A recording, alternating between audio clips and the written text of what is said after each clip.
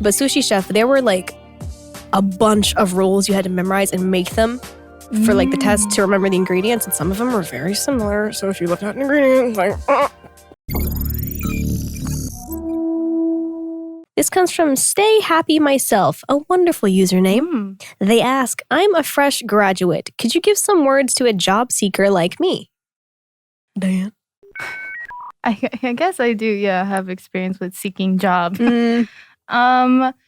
You've got this. I feel like this is an episode in itself, actually. This is a good idea. Thank you for suggesting an episode idea. But to basically sum it up is know your worth. Like know, that what you can contribute, and you have to communicate clearly what it is you will contribute.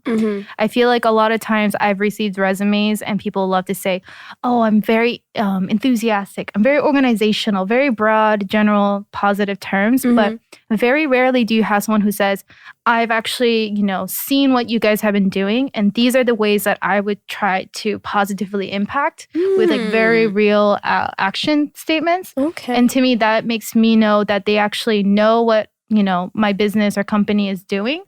And that the moment that they start, I already know what they're going to do, and then they're going to actually be of use. So I think being specific, knowing what you're worth and communicating that is probably your best foot forward. But I would heavily agree on that. I mean, I don't have much experience like seeking jobs. Did you have a part-time job ever?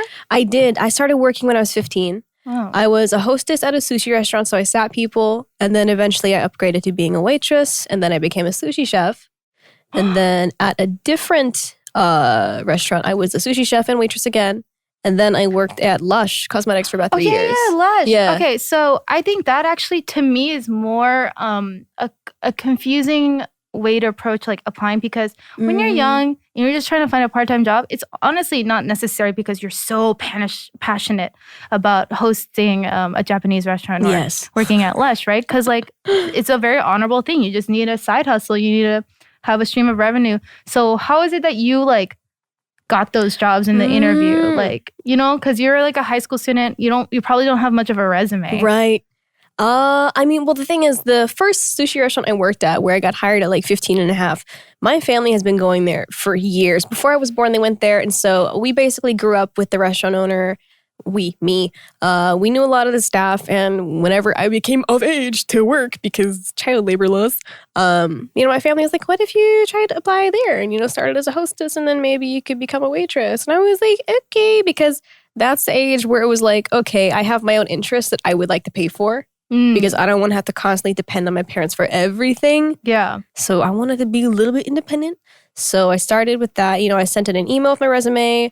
With most restaurant jobs, typically they have you come in for 1 or 2 shifts and you shadow somebody. Like, someone shows you the ropes and then they tell you to try it. And then, they'll teach you the ins and outs of whatever you're doing. But I got hired as a hostess. And then even though I was already working at that restaurant, whenever you become a server, there's different training you have to do. When you become a sushi chef, there's different training you have to do. Like there was a test for that one. Oh, wow. Because like before this, because it's a restaurant, you had to get your health food handler's permit. Okay, yeah. But Sushi Chef, there were like a bunch of rules you had to memorize and make them for like the test to remember the ingredients. And some of them were very similar. So if you look at an ingredient, like, oh, wow. But yeah. Okay. Yeah, I think also once you get the job, act like you can lose it any moment for at least the first few months. Act like you haven't been hired yet. Right. Right? Always have a plan B. That is very true. Always have a plan B because you never know what's going to happen in life. Yeah. Ladies and gentlemen, did you enjoy that episode? If you did, you can always listen to the full episodes on Spotify or Apple Podcasts. And also, do not forget to subscribe and follow this channel. Also, turn on notifications.